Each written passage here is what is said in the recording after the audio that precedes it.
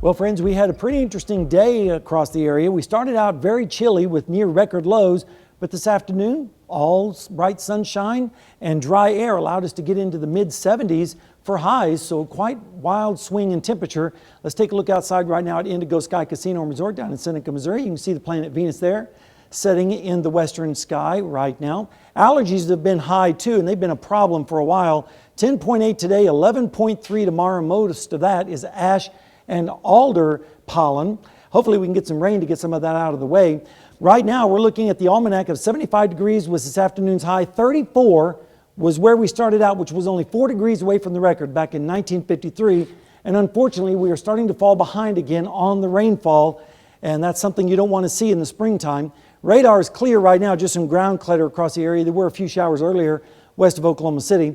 Temperatures are in the 50s and 60s across the region, 57 in Lamar, 51 already for our friends in Stockton. Meanwhile, it's 66 in Neodesha and 67 in Sedan for some of the warmest readings. Rainfall chances over the next 36 hours are not that great, around 20% tomorrow morning, and that's mainly going to be towards the north. And then they drop off once again, and then on Wednesday morning we might see an isolated shower again in the region. Wednesday afternoon, there is going to be a better chance of storms, and that will mainly be in western parts of our area, south central Kansas, some severe weather possible there.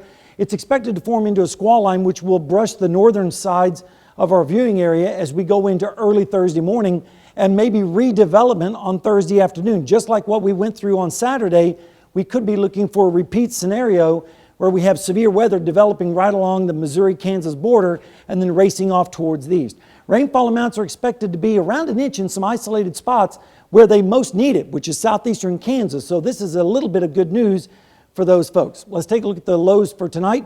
Generally in the mid 50s with the best chance of showers up towards the north in Mountain City, Fort Scott, and Nevada with south winds. Then as we head through the afternoon, temperatures are going to respond pretty nicely. Upper 70s on brisky south winds and lower 80s out towards the west. So a little bit of a toasty day there. Then on Wednesday morning, mild conditions with southerly winds continuing with lows in the 60s.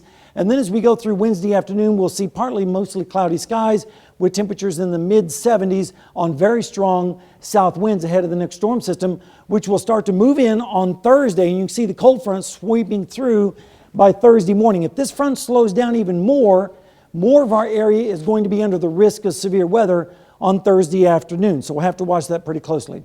Over the next 7 days, tomorrow 76, great looking day. Wednesday, same thing. Storms on Thursday, some of those could be strong or severe, and then better chance of storms on Friday as well. But look at Saturday, a high of only 51. That would tie the record low max for that date. And then 30 on Sunday morning would break a new record for a record low, and then 59 for Sunday afternoon, and then it starts getting back to more spring-like weather early next week with more chances of storms on Wednesday and Thursday. So we don't really want it to get that cold this weekend. Exactly. Thanks, Sam.